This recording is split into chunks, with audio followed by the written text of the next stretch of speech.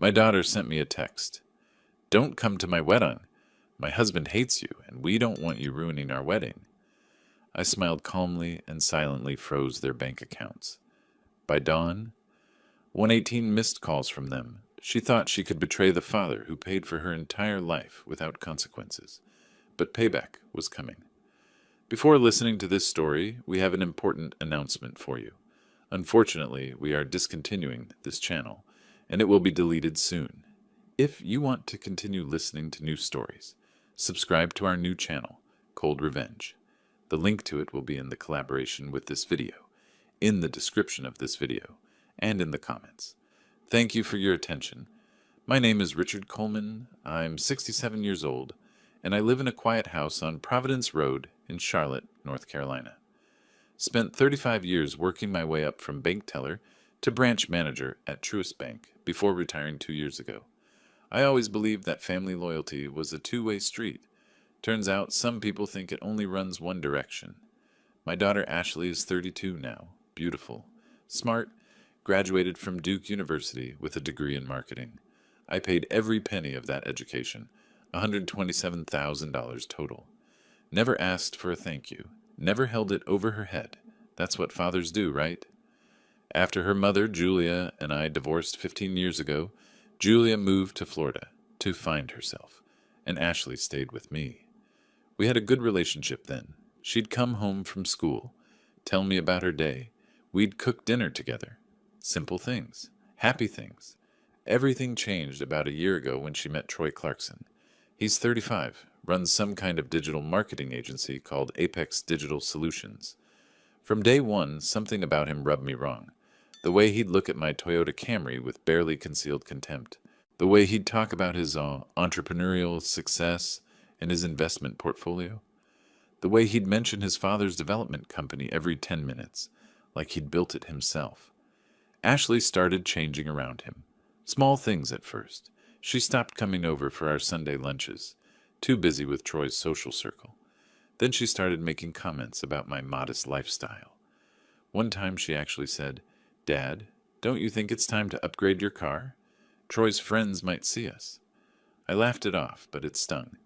I'd helped her buy that Honda CR-V she drives, $31 $200 down payment from my pocket. But apparently that wasn't enough to earn me respect in her new world. The wedding planning started 6 months ago. Ashley was excited, showing me venues, flower arrangements, talking about her dream day. I told her I'd take care of it, all of it. The venue, the catering, the whole thing. She hugged me, tears in her eyes, said I was the best father anyone could ask for. That was 4 months ago. Then the tone started shifting. Phone calls became shorter. She'd cancel our coffee meetings. Troy was always too busy to join us for dinner when I invited them over. I'd see posts on social media, Ashley and Troy at fancy restaurants, on weekend trips to the mountains, always with Troy's friends. Never an invitation for me. 3 weeks ago, Ashley came by to pick up some documents for the wedding planner. She seemed nervous, kept checking her phone. Troy was texting her constantly. When she left, she didn't hug me, just a quick wave from the car. That's when I knew something had fundamentally broken. The wedding was scheduled for next Saturday. The venue is booked at the Ballantine Hotel, 160 guests invited, everything paid for and arranged. I transferred $6,500 to the wedding planner over the past 6 months, covering every detail Ashley dreamed about. White roses, string quartet, premium open bar, the works. It was a Friday evening when my phone buzzed. A text message from Ashley. I was sitting in my living room watching the clock collection I'd spent 20 years building. Mechanical timepieces from different eras, each one telling its own story about patience and precision. My favorite, a Swiss Longines from 1887, was ticking quietly on the shelf. I picked up my phone, expecting the usual update about seating arrangements or menu choices. "Dad, don't come to my wedding." I read it 3 times. Sure, I'd misunderstood. "Troy hates you and says you're a pathetic failure. We don't want you ruining our wedding with your presence. Sorry." I sat there, phone in my hand, staring at those words. Pathetic failure. From my own daughter. The daughter I'd raised alone for 15 years. The daughter whose college tuition I'd paid in full. The daughter whose first apartment I'd helped buy $45,000 down payment. The daughter whose wedding I'd fully funded. Something strange happened then. Instead of anger or hurt, I felt something else. Something cold and clear, like a calculation clicking into place. I thought about those trust accounts I'd set up for Ashley when she was 18. Revocable living trusts, structured perfectly by my lawyer, Mark Davidson. Ashley had access to the money, could use the cards, but technically, until she turned 35, I maintained control as the trustee. She had no idea how those accounts actually worked. She just saw money in her checking account and assumed it was hers. Free and clear. But it wasn't. Not legally. Not yet. I looked at that text message one more time. Then I did something I hadn't done in years. I smiled. The clock on my wall read 11:47 p.m. I wasn't sleeping.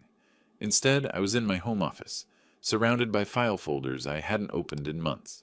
Trust documents, bank statements, power of attorney forms, all the careful financial planning I'd done for Ashley's future, now spread across my desk like evidence in a case. $284,000. That's what remained in Ashley's trust accounts after I'd covered her education, her car, her apartment down payment, and her wedding. Money I'd carefully saved and invested for 15 years, intended to give her security and independence. Money she thought was simply hers. I remembered the day I set up these trusts. Ashley had just turned 18. Julia had moved to Florida the year before, and I was sitting in Mark Davidson's office learning about estate planning. Mark was thorough, explaining how a revocable living trust would protect Ashley's inheritance while teaching her financial responsibility. Set the age at 35, he'd advised, old enough to be mature, young enough to enjoy it. I'd agreed, signed all the documents, never told Ashley the full details because I didn't want her to feel controlled. I just gave her access to the cards and told her to be responsible. She never asked questions. Why would she? Money appeared when she needed it. That was enough. Now I pulled up the trust documents on my computer. Every word suddenly felt significant. The trustee shall have full discretion to manage and distribute trust assets. That was me, the trustee. Not Ashley. Not yet. Not for another 3 years. At 11:58 p.m., I picked up my phone and called Mark's office line, leaving a detailed voicemail. Mark, it's Richard Coleman. I need to meet Monday morning, first thing. It's about Ashley's trust. We need to review the terms and discuss some adjustments. It's urgent. Then I called James Wilson, my former colleague at Truist Bank. James now worked in account operations. We'd started as tellers together back in 1988, climbed the ladder at roughly the same pace, maintained a friendship built on mutual respect. At midnight, his phone rang 4 times before he answered. Groggy. Richard, it's midnight. Everything okay? James, I need a favor. Remember those trust accounts under my name? The ones for my daughter? Yeah, the Coleman family trust accounts. What about them? I need them frozen. Technical review. 72 hours. Can you process that tonight? There was a pause. James knew me well enough not to ask too many questions. You're sure about this? Completely sure. Consider it done. I'll put the hold in the system right now. They'll be frozen by morning. Thanks, James. I owe you one. You owe me an explanation eventually, but yeah, we're good. I hung up and sat back in my chair. The house was completely silent except for the ticking of my watches, each one marking time with mechanical precision. No emotions, no second guessing, just steady, reliable movement forward. I thought about Ashley as a little girl, 7 years old, gap-toothed smile, running to hug me when I came home from work. We'd make pancakes on Saturday mornings, shaped like Mickey Mouse because that made her laugh. She'd tell me about school, about her friends, about the boy who pulled her hair on the playground. I taught her to stand up for herself, to value herself. Where had that girl gone? I remembered her high school graduation. She'd given a speech about resilience and family support. She'd looked right at me in the audience and said, "My dad taught me that integrity matters more than appearances." The whole auditorium applauded. I'd felt so proud. 4 years later, when she graduated from Duke, I drove up for the ceremony. She introduced me to her friends, showed me around campus. We had dinner at her favorite restaurant. She told me she was thinking about moving back to Charlotte, maybe finding a marketing job here. "I want to be close to you, Dad," she'd said. "You're my rock." When did rock become pathetic failure? The change was gradual, then sudden. Troy entered her life like a storm system, bringing new values, new priorities. Suddenly, my middle-class life wasn't impressive enough. My steady career wasn't entrepreneurial enough. My reliability wasn't exciting enough. I pulled up Ashley's social media on my laptop. Photo after photo of her and Troy at expensive restaurants, luxury hotels, weekend getaways, designer clothes, high-end cocktails, the life of Instagram success. All of it funded by the trust accounts I'd created. Money I'd earned through 35 years of showing up every day, managing customer accounts, making sound financial decisions. But I was the failure. Right. The sky was starting to lighten outside my window. Dawn comes early in May. I made myself a cup of coffee and sat at my kitchen table with my laptop open. At exactly 4:30 a.m., I logged into the bank's trustee portal and confirmed the account freeze. Every card linked to those accounts would decline by sunrise. Every automatic payment would bounce. Every ATM withdrawal would fail. Ashley had gotten comfortable in her comfortable life. Time to show her what happened when comfort disappeared. I finished my coffee, closed my laptop, and went to bed. Slept better than I had in months. When I woke up at 7:34 a.m., my phone screen was glowing like a Christmas tree. 43 missed calls from Ashley. 38 from a number I didn't recognize, probably Troy. 27 from various other numbers. 10 text messages, each more panicked than the last. "Dad, what did you do?" "Dad, our cards aren't working." "Dad, answer your phone." "This isn't funny, we need that money for the wedding." "Dad, please, I'm begging you." I read each message slowly, sipping my morning coffee. Then I turned my phone to silent and went to make breakfast. Scrambled eggs, toast, orange juice. Took my time. Enjoyed every bite. Outside my kitchen window, the morning sun was bright and clear. Perfect weather for a Saturday. Perfect weather for people to learn valuable lessons about respect, gratitude, and consequences. I smiled again, that same cold smile from last night. The game had just begun, and unlike Ashley, I actually understood the rules. By midday, my phone showed 118 missed calls. 118. I'd counted them while watering my orchids on the back porch, taking my time with each plant. The Saturday morning air was warm, carrying the scent of magnolias from my neighbor's yard. Perfect day for gardening. Perfect day for watching consequences unfold. I made myself a proper lunch, grilled chicken sandwich, chips, iced tea, and ate it at the kitchen table while reading the Charlotte Observer. The Hornets had lost again. Real estate prices were climbing in Myers Park. Life continued as normal for everyone except Ashley and Troy. My phone buzzed constantly on the counter, face down. I ignored it. There's a particular satisfaction in choosing silence when others are screaming for your attention. Each ignored call was a small lesson in respect, or rather, the absence of it. At 2:20 p.m., my doorbell rang, then rang again. Then someone started pounding on the door. I took my time getting up, walking through the living room where my watch collection ticked peacefully on their display shelves. Through the window, I could see Ashley's Honda CR-V, the one I'd helped her buy, parked crooked in my driveway, one wheel on the lawn. When I opened the door, the scene was almost comical. Ashley's face was blotchy from crying. Mascara streaked down her cheeks. Her hair, usually perfectly styled, looked like she'd been running her hands through it for hours. Troy stood behind her, his face an alarming shade of red, veins visible on his neck. He was wearing an expensive-looking polo shirt and designer jeans, probably charged to one of those maxed-out credit cards I didn't know about yet. "Dad!" Ashley pushed past me into the house. "What did you do? Our cards aren't working. None of them." Troy followed her in without being invited. "Mr. Coleman, I don't know what kind of game you're playing, but this is ridiculous. We have a wedding to pay for. Do you understand that? A wedding." I closed the door slowly and turned to face them. "Would either of you like something to drink? I have iced tea. Water." "We don't want iced tea," Troy's voice cracked. "We want to know why our bank accounts are frozen." "Your bank accounts?" I walked to the kitchen and poured myself more tea. Let them follow me. Let them wait. "Troy, I'm curious. Which accounts are you referring to?" Ashley was pacing my kitchen floor, her heels clicking frantically. Dad, please. The hotel needs the final payment today. $22,400. The caterer needs their deposit. The florist called this morning. Everything is falling apart. 22,400, I repeated, savoring my tea. That's a specific number. Yes, she practically shouted. The final balloon payment for the venue. It was supposed to come out of my account automatically this morning, but it declined. Everything declined. The gas station, the coffee shop, even the grocery store. Troy's cards, too. All of them. I set my glass down carefully. And whose money is in those accounts, Ashley? She stopped pacing, stared at me. What? It's a simple question. Whose money? It's mine.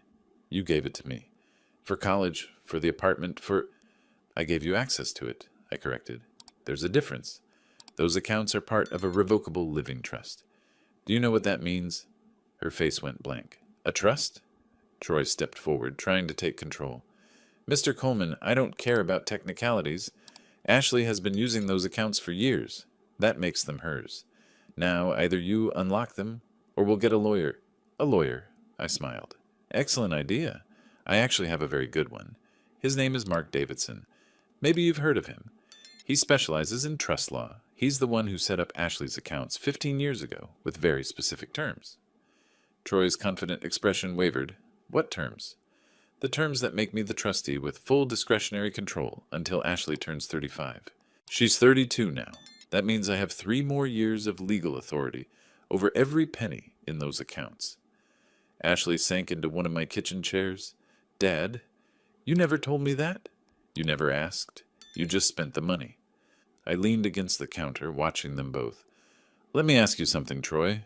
That text message Ashley sent me yesterday, the one calling me a pathetic failure, those were your words, weren't they? His jaw clenched. He didn't answer. Of course they were. Ashley wouldn't use that phrase. She knows I spent 35 years building a career, managing millions of dollars in assets, supporting our family.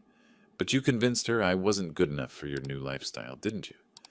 Dad, I'm sorry, Ashley started. Here's what confuses me, I continued, ignoring her apology.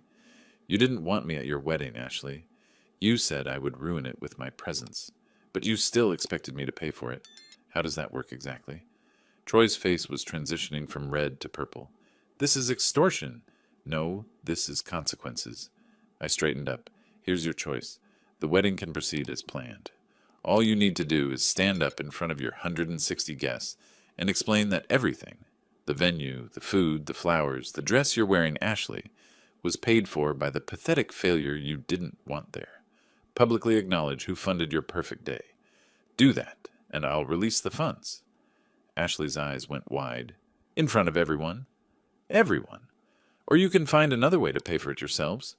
I picked up my phone and started scrolling through the missed calls. I see you've been trying to reach me. 118 times. That's interesting. When did I become important enough to call back? Troy grabbed Ashley's arm. This is insane. We're not doing that. We'll figure something else out. Will you? I met his eyes. With what money, Troy? Your successful marketing agency? The one in the South Park Business District with the expensive rent? His grip on Ashley's arm tightened. Something flickered in his eyes. Surprise? Fear? I'd hit a nerve. We're leaving, he said. Come on, Ashley. Ashley looked between us, tears streaming down her face now. Dad, please. I'll apologize privately, just us. I'll explain everything. Public or nothing, I said quietly. You made your choice about me publicly in that text message. Now make your choice about the truth publicly. They left. Troy practically dragged Ashley out the door. I watched through the window as they sat in the car for 15 minutes, arguing. I could see Troy's hands gesturing angrily, see Ashley crying. Finally, they drove away, the Honda's tires squealing on the pavement. I returned to my home office and opened my laptop. Time to make some calls. First, Mark Davidson.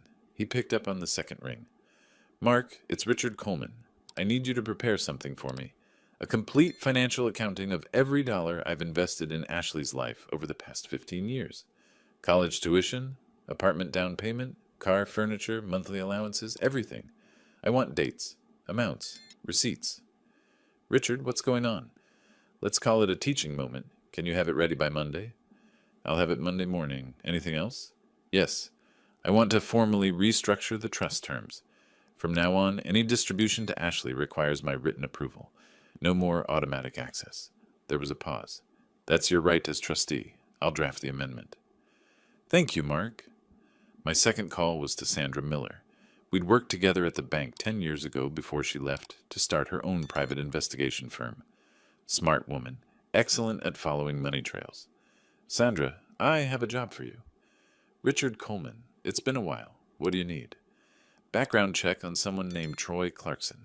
Mid-30s, runs a digital marketing agency called Apex Digital Solutions in South Park. I want to know everything. His business finances, personal debts, credit history, who guarantees his loans, everything. How fast? I'll pay for rush service. 72 hours. You'll have it? This personal? Very. Then I'll be thorough. I hung up and sat back in my chair. Through my office window, I could see the afternoon sun filtering through the oak trees in my backyard. The same trees I'd planted when Ashley was 5 years old. She used to play under them, building fairy houses out of acorns and leaves. That little girl wouldn't have called me a pathetic failure. But that little girl was gone, replaced by someone who valued appearances over substance, money over loyalty, Instagram perfection over genuine connection. Time to show her what real power looked like. And unlike Troy's manufactured success, mine was built on 35 years of actual work. Monday morning arrived with clear skies and sharp sunlight. I was at Mark Davidson's office on South College Street by 8:30, sitting in his conference room with a view of uptown Charlotte's skyline. Mark slid a thick folder across the mahogany table. Here's everything you asked for. 15 years of financial support, documented and categorized. I opened the folder. The first page was a summary. Coleman Family Trust. Ashley Marie Coleman, Financial Distribution, Summary Education, Duke University, 2011-2015. $127,000 our first apartment down payment. $45,000 vehicle purchase. Honda CRV, 2021. $31,200 furniture and household items. $18,750 wedding expenses, deposits and payments. $68,500 monthly allowances. $500 X 48 months. $72,000 miscellaneous support. Emergency funds, gifts. $15,000 total financial investment. $327,450. I stared at that number. $327,450. More than most people make in 5 years of work. And Ashley had spent it without a second thought, probably without even tracking where it came from. Mark, this trust restructuring, how quickly can we implement it? I can file the amendment today. It'll be legally effective by end of business. After that, Ashley won't be able to access any funds without your written authorization. Do it. He made a note. Richard, I have to ask, is this about the wedding? It's about respect. She's 32 years old, Mark. Old enough to understand that money doesn't materialize out of thin air. That somebody worked for it, saved it, invested it. That when you tell that somebody they're not welcome in your life, there are consequences. Fair enough. He closed his legal pad. The amendment will be filed by noon. I left his office and drove to a coffee shop downtown, ordering a black coffee and settling into a corner table. This was the waiting part. The part where you let the pressure build before making your next move. My phone rang at 11. Ashley. Dad, we really need to talk. I'm listening. Troy's parents offered to help. His father, Robert, said he can cover some of the wedding costs, but we're still short about $15,000 for final payments. Dad, please. I know I was wrong. I shouldn't have sent that message. Can we move past this? Move past this. As if 15 years of financial support could be erased by a casual apology over the phone. Ashley, here's what I want you to understand. I'm not angry. I'm disappointed. There's a difference. Anger is hot and temporary. Disappointment is cold and permanent. You chose to side with a man who called me a failure rather than defending the father who gave you everything. I know. I'm sorry. Troy said, what Troy said doesn't matter. What matters is that you agreed with him. You believed him. So now you're going to learn something about value. Real value, not the Instagram version. What does that mean? It means the accounts stay frozen. It means you figure out this wedding on your own. and it means you start understanding that respect isn't optional. I hung up before she could respond. That afternoon, I went home and did something I rarely do. I played chess online, found a worthy opponent rated about 1900, spent 2 hours in a complex middle game that eventually led to my victory through patient positional play.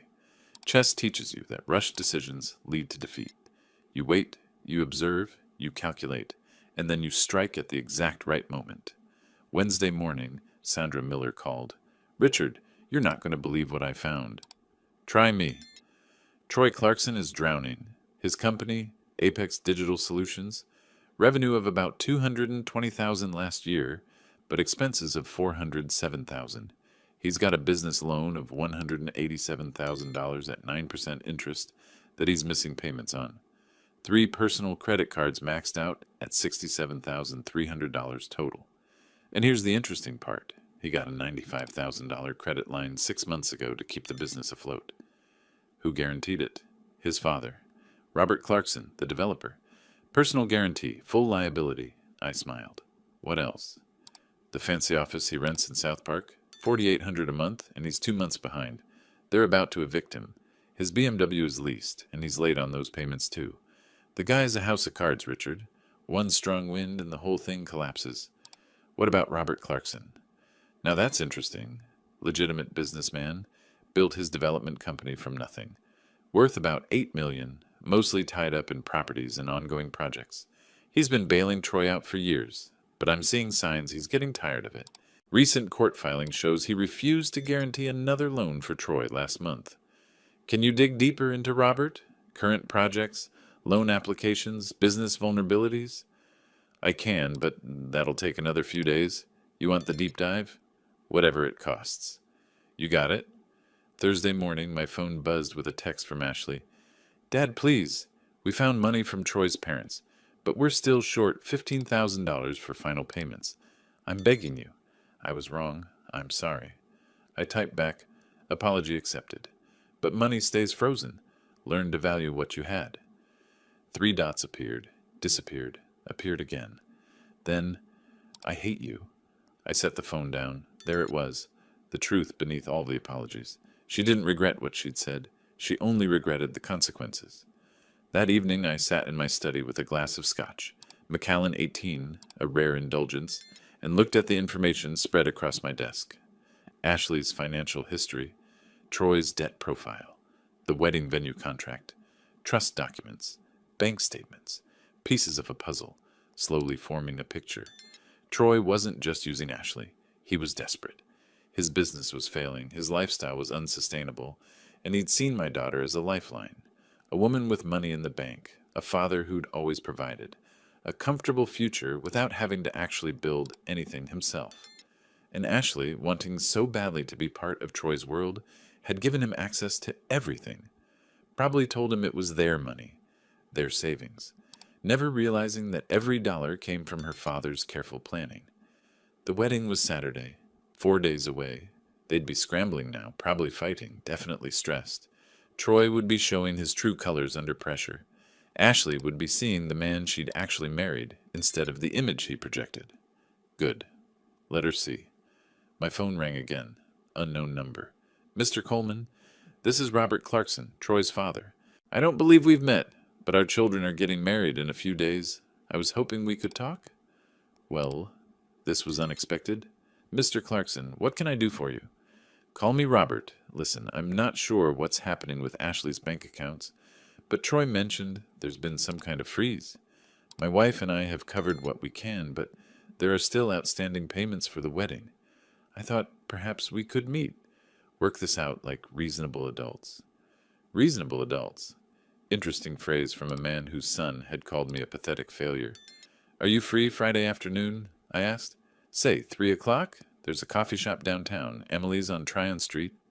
"I'll be there. Thank you, Mr. Coleman." Richard is fine. After I hung up, I poured another finger of scotch and walked to my window.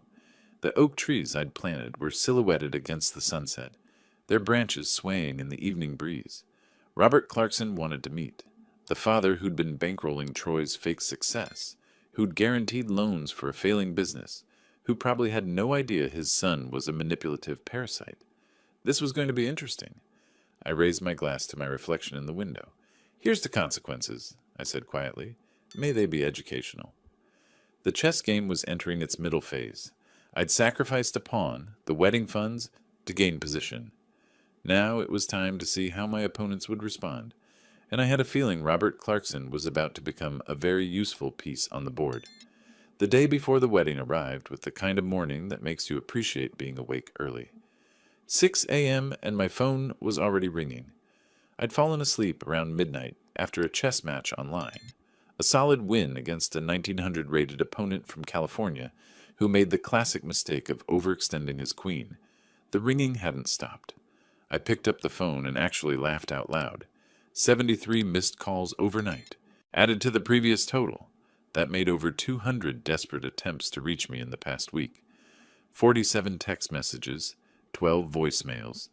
I made coffee, French press, the good beans from that roaster on Park Road, and settled into my favorite chair to listen to the messages while watching the sunrise through my kitchen window. Ashley's messages first. 28 calls. Her voice progressed from panicked to angry to desperate, to broken across the dozen voicemails she'd left. "Dad, please pick up." "Dad, this isn't funny anymore." "Dad, I'm begging you." The last one, left at 3 a.m., was just crying. No words, just tears. Troy's messages were different, entitled anger giving way to barely controlled fury. "You can't do this. This is illegal. My father's going to handle this." Interesting that he kept mentioning his father. Then there were the others. Ashley's mother, Julia, my ex-wife, called 8 times from Florida. Apparently Ashley had finally broken down and called her. The hotel manager called 3 times about payment issues. The wedding coordinator called twice. Various vendors all panicking about money. But the most interesting voicemail was from someone I'd never spoken to before. "Mr. Coleman, this is Robert Clarkson, Troy's father.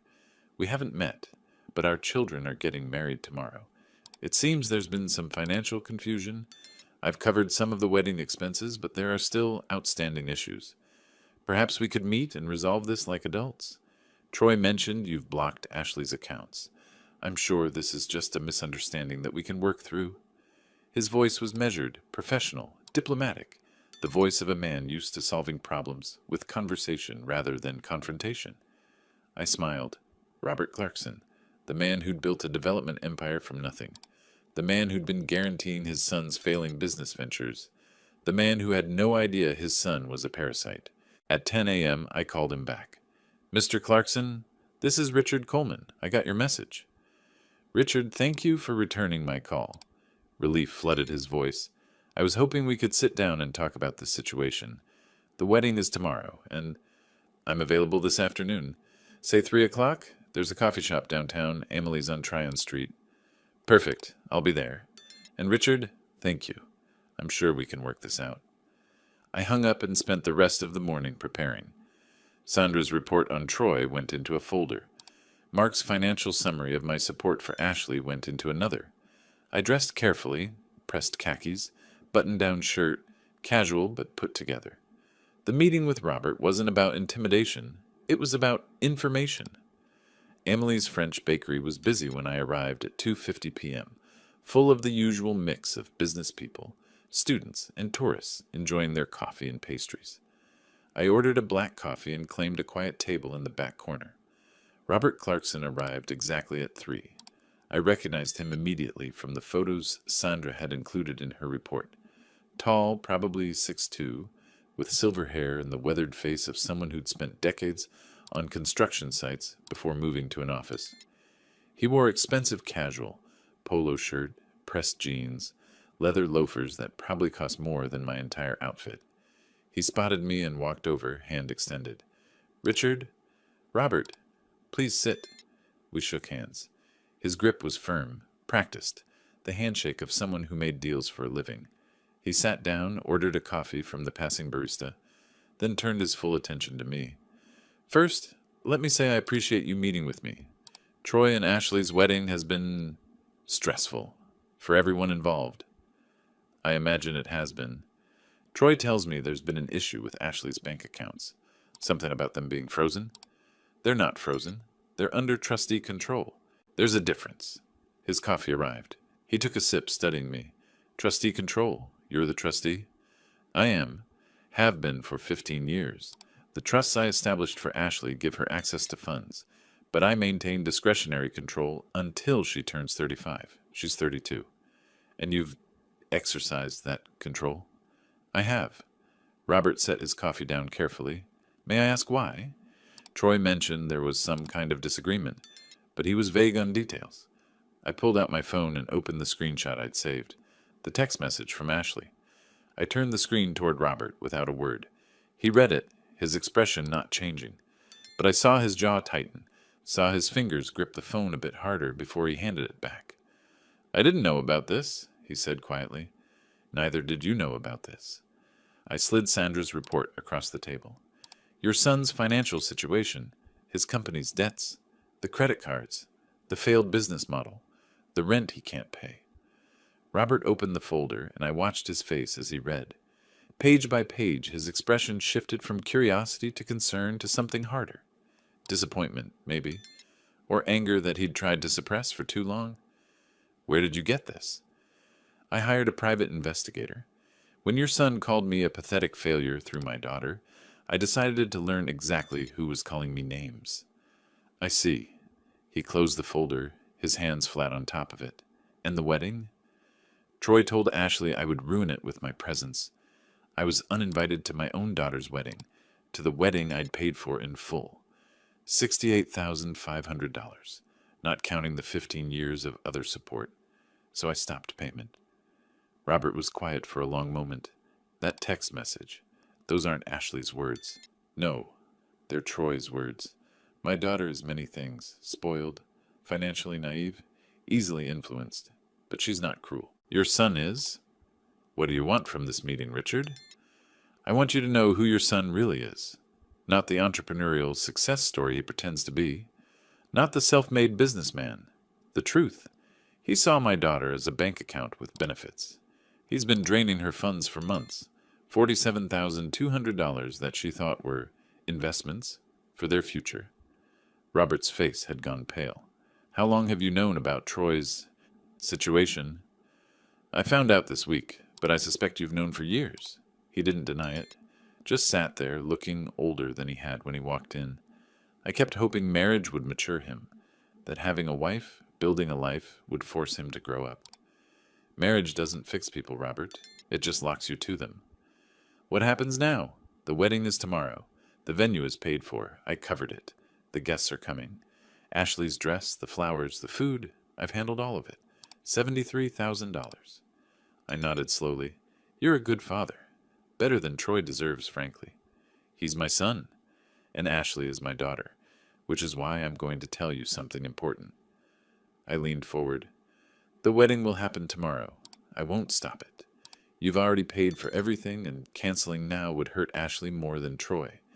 But I'm coming to that wedding, Robert, and I want everyone there to see who I really am, who you really are. Not the pathetic failure Troy described. The man who spent 35 years building a career in banking. The man who managed an $847 million portfolio. The man who could have an opinion on, say, a $3.2 million development loan application. Robert's eyes widened, just slightly, but I caught it. You know, I continued, Charlotte's not that big of a town, not in banking circles. I'm sure your name will come across my desk eventually. Consultant work keeps me connected. He understood. Not a threat. I'd recuse myself from any actual involvement in his business. But a reminder that the world was smaller than Troy thought, and that the failure his son had dismissed actually had influence his son could never dream of. I'll be at that wedding tomorrow, I said, and Troy will learn a very important lesson about assumptions. Robert stood up slowly, extending his hand again. I'll see you tomorrow, Richard, and thank you for being honest with me. We shook hands. He left, carrying Sandra's report with him. I finished my coffee slowly, watching the afternoon crowd filter through the bakery. Tomorrow was going to be interesting. Very interesting indeed. My phone buzzed. A text from Ashley. Dad, please, just please. I typed back. See you at the wedding. Let them wonder what that meant. The Ballantine Hotel and Lodge sits on 500 acres south of Charlotte. all manicured lawns and old money elegance. I'd driven past it hundreds of times, but never actually attended an event there. Too expensive for my taste, but perfect for people like Troy who needed to project success. I arrived at 2:30, half an hour before the ceremony. The parking lot was already full, luxury cars mostly, BMWs, Mercedes, a few Teslas. I parked my Camry between a Porsche and a Range Rover and smiled at the contrast. The main ballroom was stunning, I had to admit. High ceilings, crystal chandeliers, floor-to-ceiling windows overlooking a lake. White roses everywhere, on the tables, in tall vases flanking the altar, woven into garlands along the walls. A string quartet played something classical in the corner. 160 guests milled around, dressed in their finest, glasses of champagne already in hand. I'd worn my best suit, navy blue, perfectly tailored, Italian leather shoes I'd bought for my retirement party. I looked good, distinguished, exactly like someone who'd spent decades in banking should look. The moment I walked in, the atmosphere changed. Not dramatically, but I felt it. Conversations paused mid-sentence. Heads turned. Ashley's friends, Troy's business associates, relatives I'd met at various family gatherings. They all recognized me, the father who wasn't supposed to be here. Ashley saw me from across the room. She was standing with her bridesmaids near a side door, probably heading to the bridal suite for final preparations. Our eyes met. She went pale. Actually pale, like someone had drained the blood from her face in an instant. Her hand, holding a bouquet of white roses, started trembling. One of her bridesmaids touched her arm, concerned, but Ashley just stared at me. I gave her a slight nod, not friendly, not hostile, just acknowledgement. She disappeared through the side door in a hurry, her bridesmaids fluttering after her like confused birds. Troy was harder to find, but then I saw him near the front, talking to someone in an expensive-looking tuxedo. Even from across the room, I could see the Armani label. He was laughing, gesturing broadly, playing the role of confident groom. He hadn't seen me yet. "Richard," I turned. Robert Clarkson stood beside me, also in a well-cut suit. His wife Patricia was with him. I recognized her from Sandra's report photos. She was elegant, probably mid-50s, with that polished look that comes from regular salon visits and personal trainers. "Robert, Patricia." I shook her hand. Patricia's smile was uncertain. "Mr. Coleman, it's nice to finally meet you." "Likewise." Robert's voice was low. "Troy doesn't know you're here yet. I thought it best not to warn him." "Probably wise. I spoke with him last night about his financial situation. It didn't go well." "I imagine not." The wedding coordinator appeared, a stressed-looking woman in her 40s with a headset and clipboard. "Everyone, please take your seats. The ceremony will begin in 5 minutes." The guests began filing into rows of white chairs, arranged in front of the flower-covered altar. I waited, letting others go first. Robert touched my arm. "Richard, whatever happens today, thank you for showing me the truth about my son." I watched as he and Patricia walked to the front row. Then I found a seat in the back, not the father of the bride's seat in the front row that should have been mine. The back row, where I could see everything and everyone. The string quartet shifted to the wedding march. The bridesmaids processed down the aisle in their pale pink dresses. Then came Ashley. She looked beautiful. The wedding dress, $8,400 according to the invoice I'd seen, was stunning. Lace and silk, classic and elegant. Her hair was perfect, her makeup flawless. She looked like every bride's dream of herself, except her hands were shaking so badly the bouquet quivered with each step. Her eyes were red-rimmed, like she'd been crying. When she reached the altar and turned to face Troy, I could see her chest rising and falling with rapid, panicked breaths. Troy, on the other hand, looked like he wanted to vomit. He'd seen me now. Probably the moment I stood up when Ashley entered. His face had gone through an impressive range of colors, normal to red to pale to a kind of grayish white. His smile was frozen, artificial, like someone had stuck it on his face with glue. His eyes kept darting to me in the back row, then to his father in the front, then to Ashley, then back to me. The officiant began the ceremony. I stopped listening to the words. I was too busy watching the body language. Ashley's voice shook when she said her vows. She stumbled over words, had to repeat a line twice. Troy's hands were gripping hers so hard his knuckles were white. Several guests shifted uncomfortably. This was not the joyful ceremony anyone had envisioned. When the officiant said, "You may kiss the bride," Troy pecked Ashley's lips so quickly it was barely contact. Then they turned to face the guests, supposedly the happy couple, and I saw Ashley's eyes find mine. The look on her face was pure misery. The reception was even better. Dinner was served, some kind of fancy chicken dish that probably cost $40 a plate. The champagne flowed. The string quartet gave way to a DJ playing tasteful dinner music. Robert Clarkson stood to give his toast. The room quieted. "Friends and family," he began, raising his glass. "Today we celebrate the marriage of my son Troy and his beautiful bride Ashley. It's a day of joy, of new beginnings, of two families coming together." He paused, and I saw his eyes find me in the crowd. "It's also a day to acknowledge those who helped make this moment possible." Ashley's father, Richard Coleman, has been a constant presence in her life. He paid for her education, helped her establish herself, always supported her dreams. "Richard," he turned fully toward me now, "you've raised a wonderful daughter. Your dedication to her over the years, it speaks to your character. Thank you for being here today." The room applauded, but I noticed some people looking confused, whispering to each other. Wasn't the father of the bride supposed to give a speech? Why was the groom's father talking about him like this? Troy's jaw was clenched so tight I thought his teeth might crack. Ashley looked like she might faint. After dinner, I was standing near the bar when Robert approached, with a group of men in expensive suits. Business associates, clearly.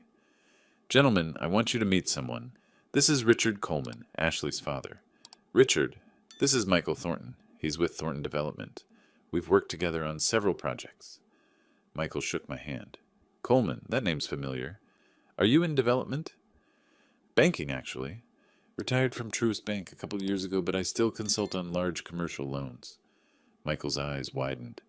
"Richard Coleman from Truist. I know that name. You worked on the South Park expansion financing back in 2020. "I did. That was brilliant work. The structuring on that deal was exceptional." Other businessmen gathered around, and suddenly I was in the center of a conversation about banking, development, loan structures, interest rates. These were Robert's professional circle: developers, investors, contractors, people who understood exactly what a banking consultant with my background meant. And Troy overheard it all. I watched him from across the room, watched his face as he realized that these men, his father's successful business associates, were treating me with respect, asking my opinions, laughing at my observations about the local market, exchanging business cards.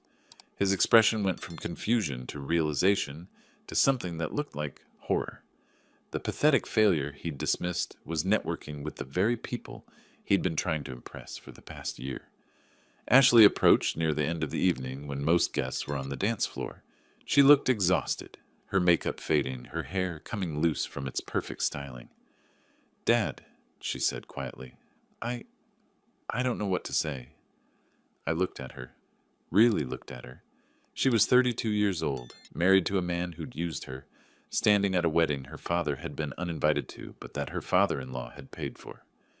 "You don't need to say anything tonight, Ashley, but we will talk, soon, about everything." "I'm sorry. I'm so sorry." "Sorry doesn't fix things, but it's a start. We'll talk next week, after your honeymoon is canceled." "What? You think Troy can afford a honeymoon right now? With his business collapsing and his credit cards maxed out? No, Ashley. The Instagram version of your life is over. Now you get to see what reality looks like." I walked away, leaving her standing there with tears streaming down her carefully made-up face. As I drove home that night, I felt something I hadn't felt in a long time. Not satisfaction, exactly. Not victory. Something more complex. Justice, maybe. Mathematical, precise, exactly calibrated justice. Troy had called me a failure. Now he knew exactly who I was. Ashley had chosen his version of success over my years of support. Now she'd learned the difference between appearance and substance. And me? I'd shown up to a wedding I wasn't wanted at and reminded everyone that respect isn't about Instagram followers or fancy offices. It's about what you build over decades of honest work.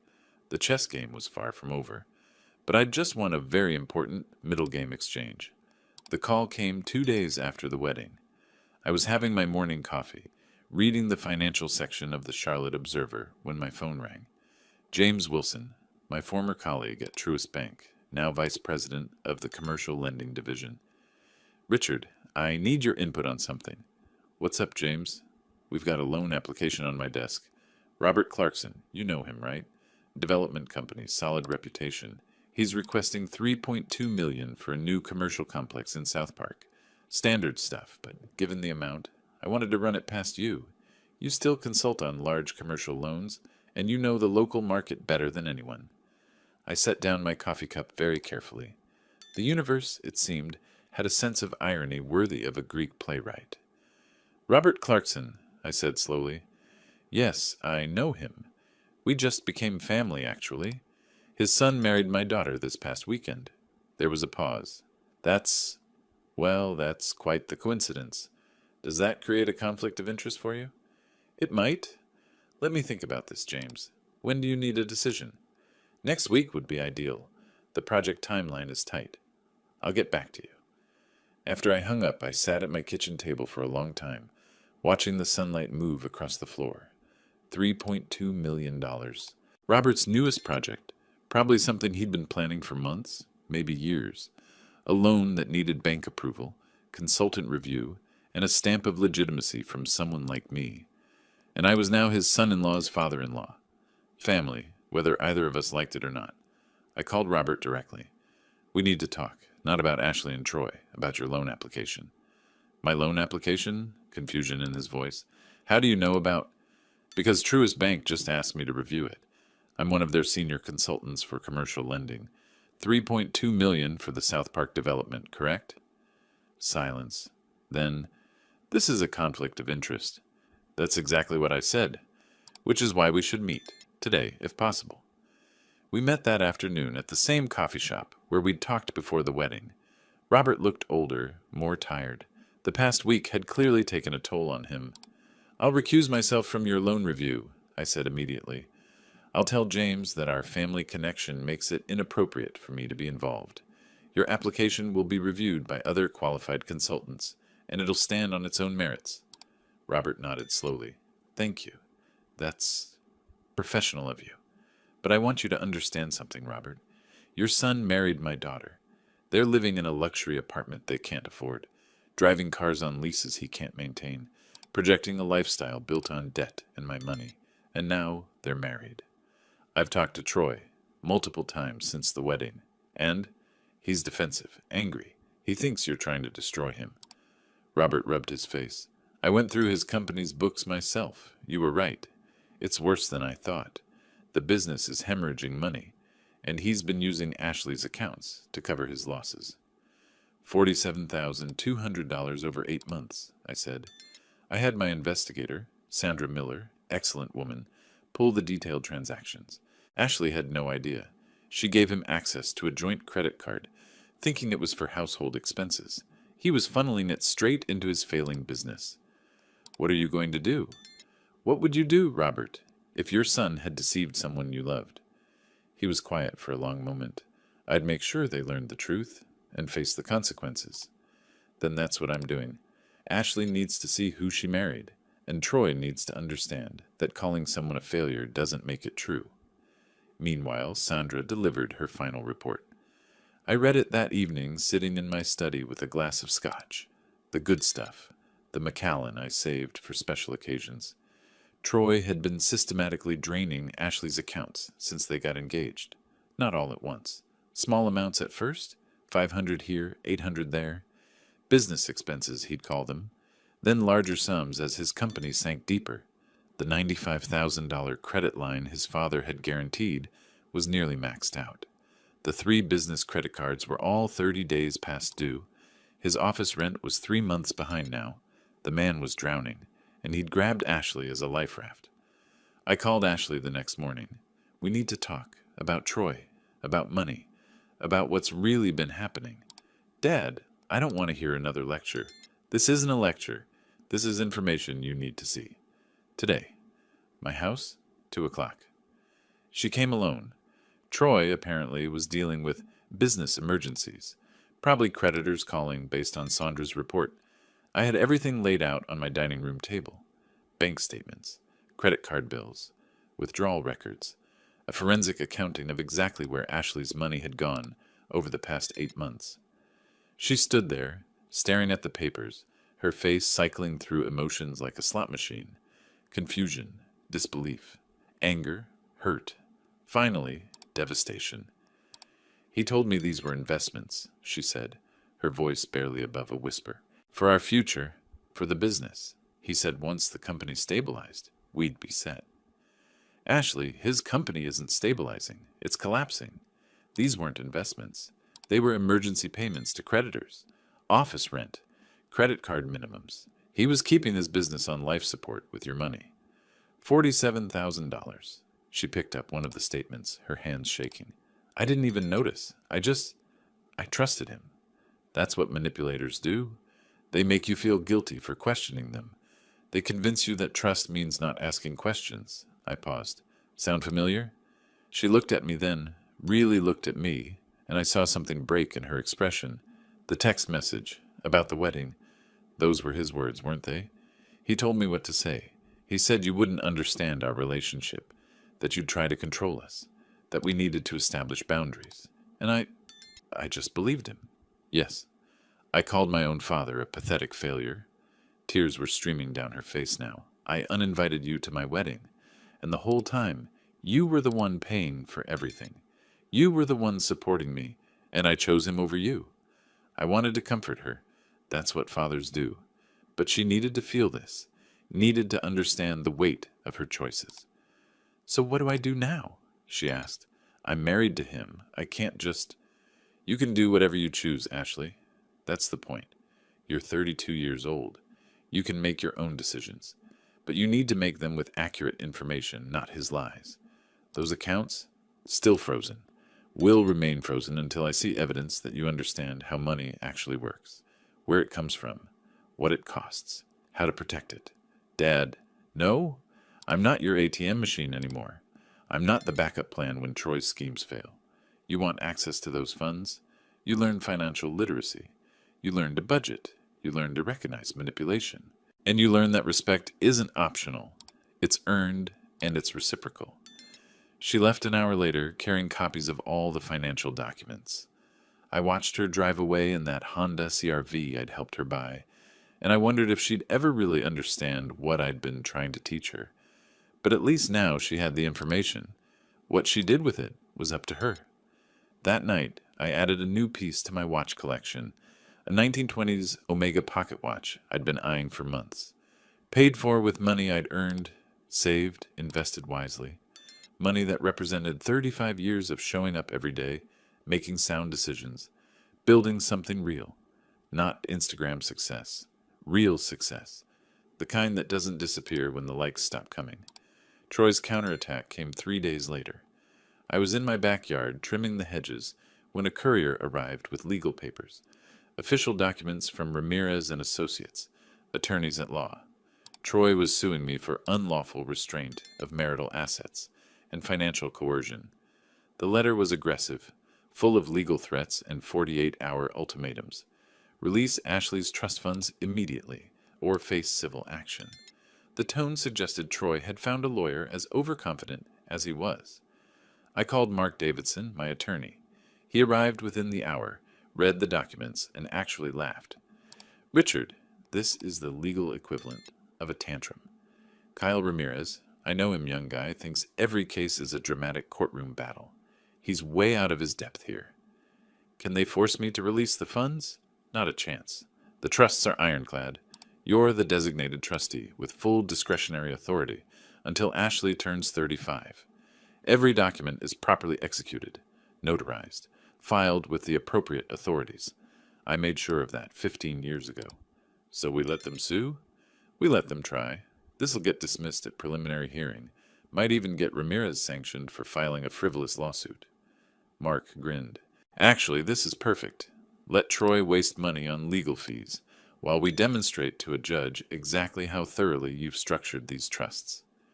The hearing was scheduled for the following Monday at the Mecklenburg County Courthouse. I arrived early, wearing my court-appropriate navy suit, carrying a leather folder with all my documentation.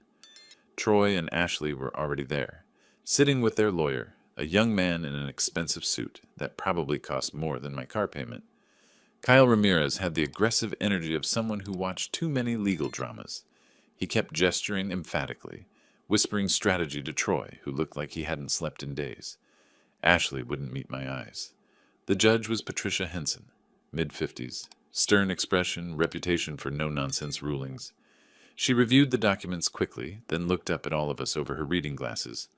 "Mr. Ramirez, you're alleging that Mr. Coleman is illegally restricting your client's wife's access to her own funds?" "Yes, Your Honor. Mr. Coleman has frozen all of Mrs. Clarkson's bank accounts in retaliation for a personal disagreement. This is financial abuse, pure and simple." "Mr. Davidson?" Judge Henson turned to Mark. "Your Honor, these aren't Mrs. Clarkson's accounts. These are trust accounts established by Mr. Coleman 15 years ago, with himself as trustee. All documents are in order. Mrs. Clarkson has always had supervised access, not ownership. The trust clearly states that full control transfers at age 35. Mrs. Clarkson is currently 32. Judge Henson flipped through the trust documents. "Mrs. Clarkson, did you understand the terms of these trusts when you were using the accounts?" Ashley stood up slowly. "No, Your Honor. My father just gave me credit cards. I didn't know about the trust structure." "So your father provided you with access to substantial funds, which you used freely for years, without you ever asking about the legal structure of those accounts?" Yes. "And now you're upset that he's exercising his legal rights as trustee?" Troy jumped up. "Your Honor, he's doing this to punish us. He wasn't invited to our wedding, so he's using money to control—" "Mr. Clarkson, you're not a party to this suit. Sit down." Judge Henson's voice was ice. She turned back to the documents. "Mr. Davidson, these trusts are properly structured?" "Completely, Your Honor." "And Mr. Coleman has legal authority to manage distributions as he sees fit?" "Until Mrs. Clarkson turns 35, yes. That's exactly what the trust stipulates." Judge Henson closed the folder. "Then this is a family dispute, not a legal case. Mr. Coleman is operating within his rights as trustee. Lawsuit dismissed. Mr. Ramirez, consider yourself warned about filing frivolous suits. Next time, read the actual trust documents before wasting the court's time."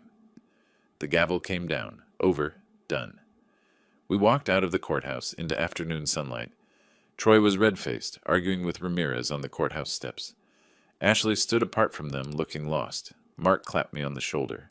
"That went even better than expected. Ramirez looked like he'd been hit with a brick." "Thanks for handling it."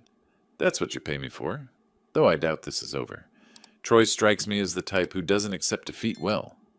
He was right. That evening, Ashley and Troy had a fight loud enough that neighbors called building security. I know because Ashley called me at 11 p.m., crying so hard I could barely understand her. He's furious. He's saying you've destroyed everything, that we can't pay rent, that we can't afford anything. He's screaming that this is all your fault. "Ashley, stop. Listen to me. This isn't my fault. This is Troy's fault. He built a lifestyle he couldn't sustain, used your money to prop it up, and now it's collapsing. That's not my doing. That's consequences. But what am I supposed to do? You're supposed to wake up. You're supposed to see who you married. You're supposed to stop letting him make you the victim of his failures. I can't just leave him. I just married him. Then don't leave him. But stop enabling him. Stop being his bank account. Stop letting him manipulate you. Grow up, Ashley. You're 32 years old. Act like it." I hung up. Probably harsh. Definitely necessary. The next day, Sandra called with an update. Troy's business is being evicted from his office space. 3 months back rent. Finally caught up with him. The landlord filed formal eviction papers yesterday. "How long does he have?" 30 days. But Richard, there's something else. He's been contacting his father's business associates, trying to drum up investment money, telling them the business just needs a cash infusion to stabilize. He's getting desperate.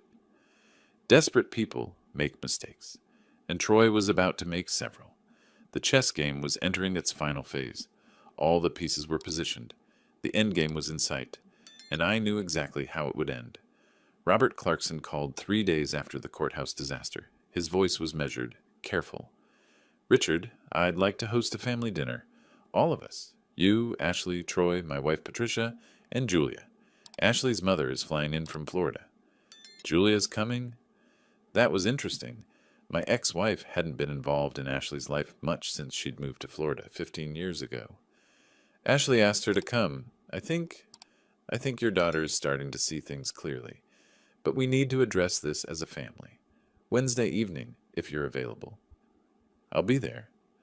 Robert's house in South Charlotte was exactly what you'd expect from a successful developer. Elegant without being ostentatious.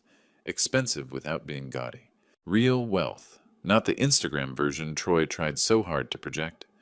Julia arrived first, greeting me with the awkward politeness of two people who'd once loved each other, but now barely knew each other. She looked good, Florida's son agreed with her, but I could see the guilt in her eyes when she looked at me. Richard, thank you for coming. Julia. Ashley and Troy arrived last, and the tension was immediate.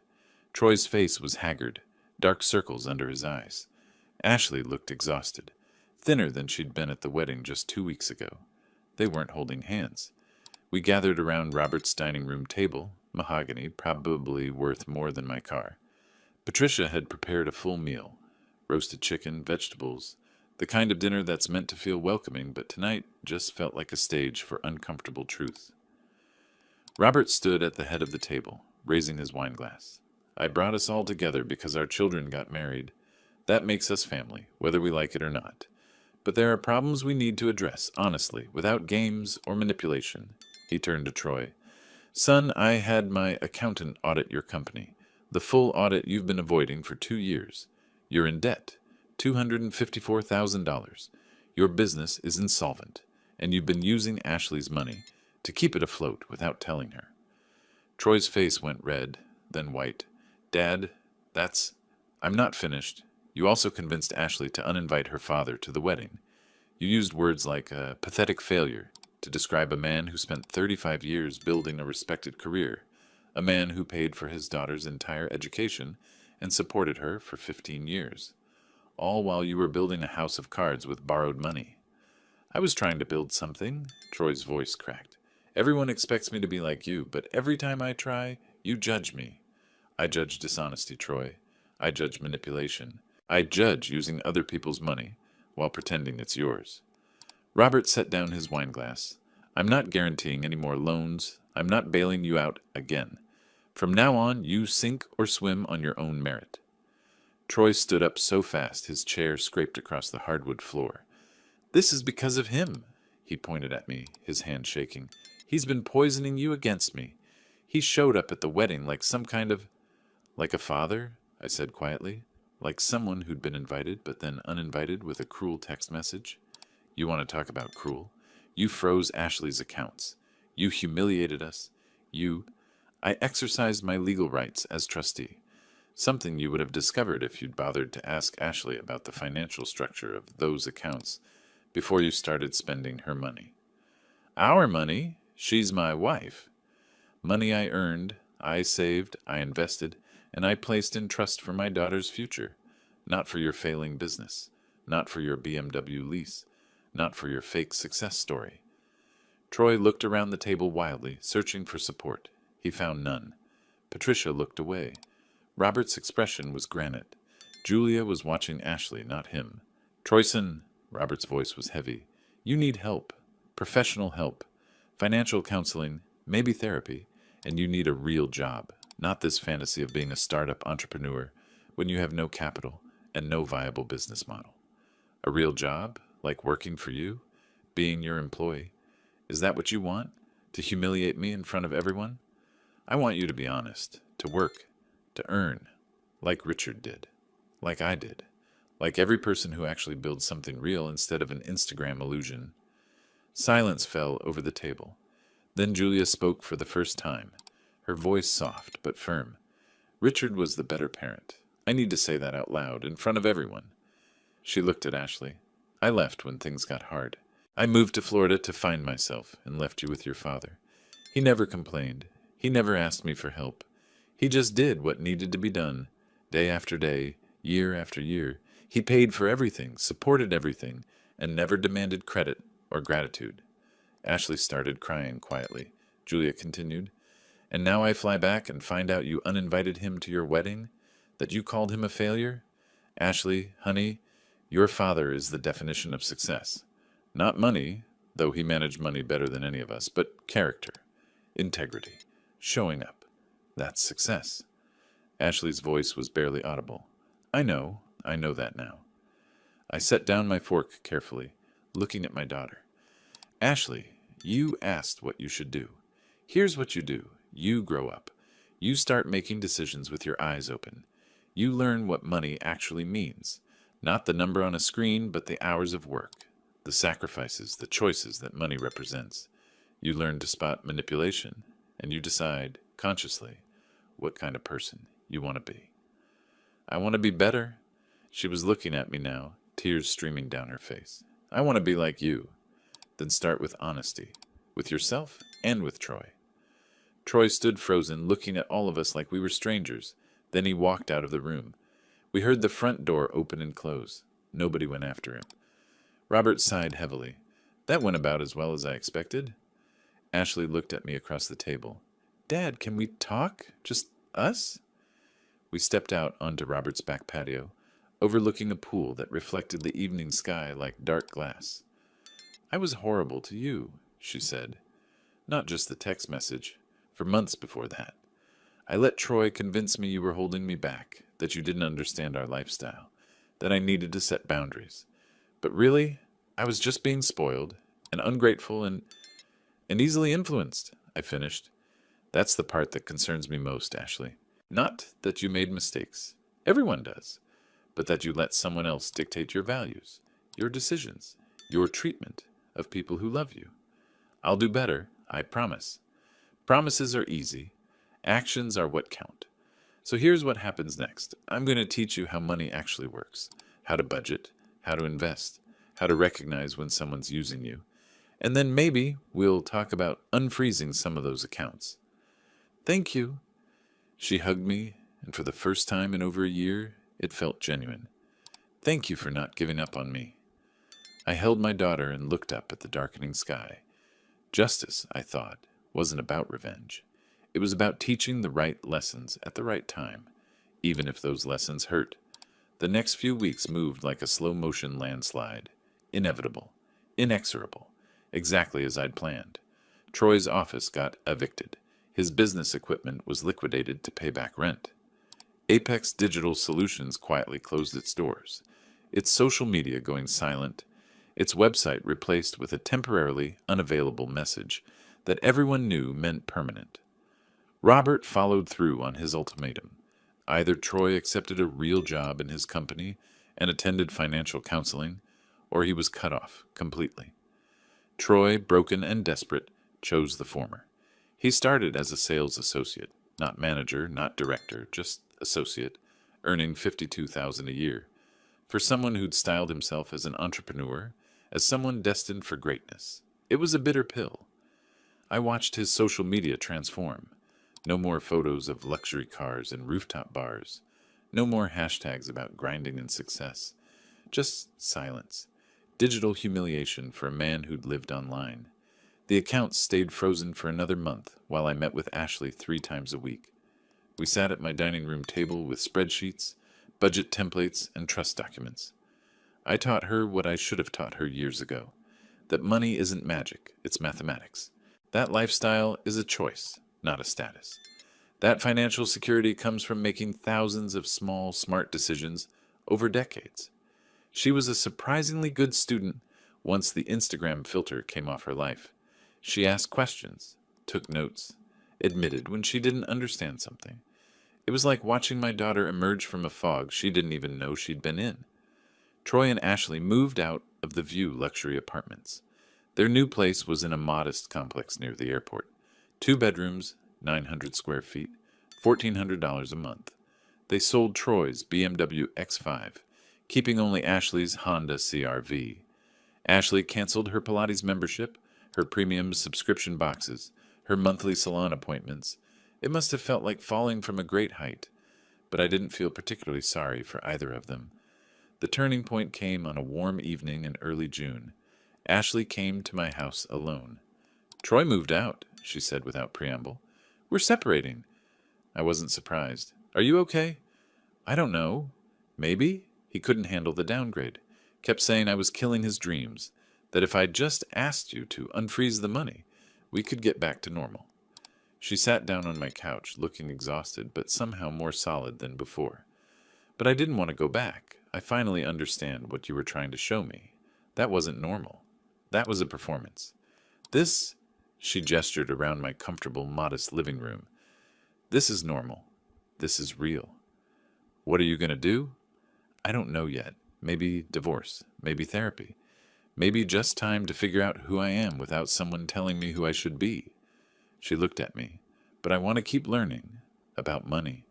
About planning. About everything you've been teaching me."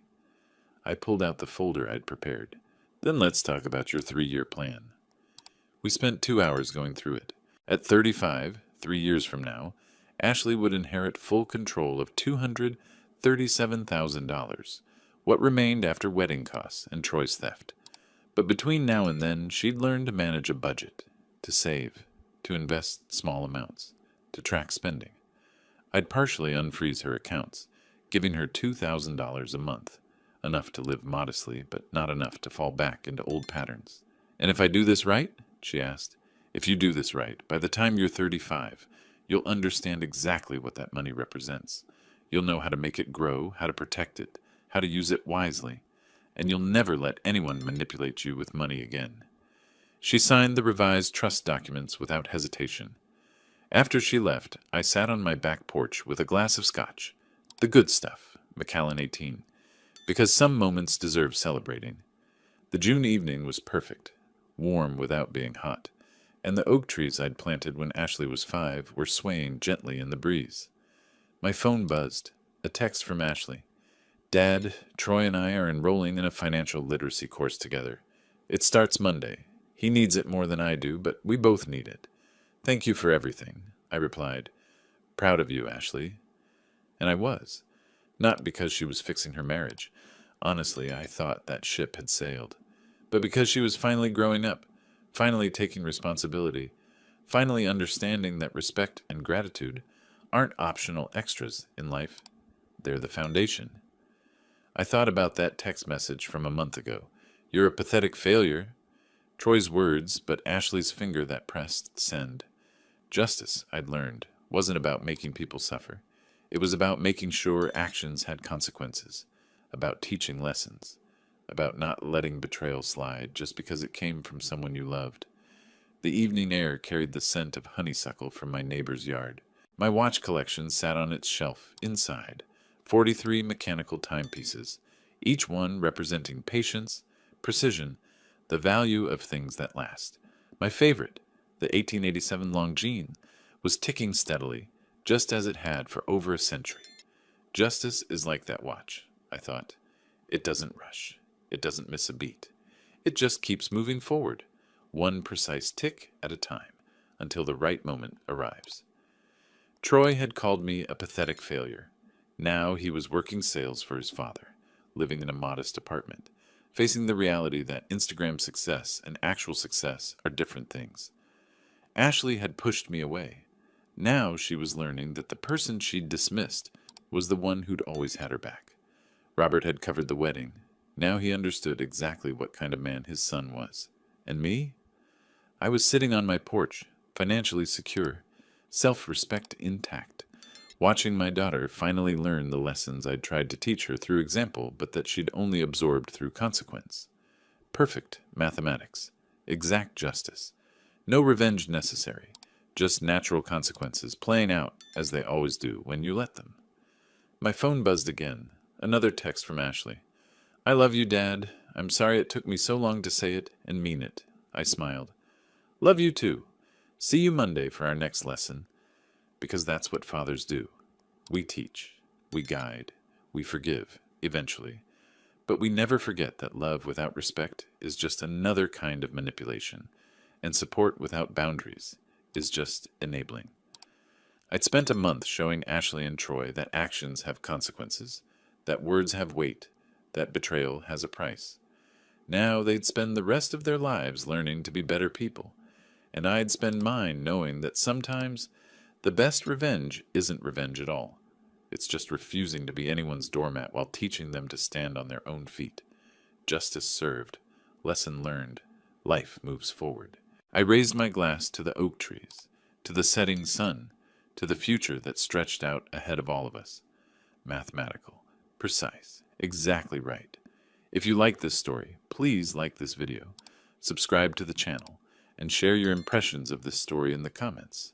To listen to the next story, click on the box on the left. Thank you for watching.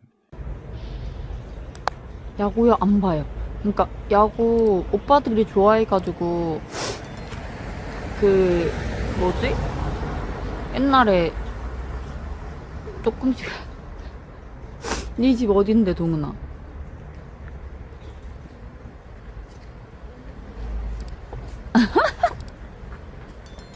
울산에서? 오. 야 동은아 너 오다가 죽겠다. 와우 차 터지는 거 아니야?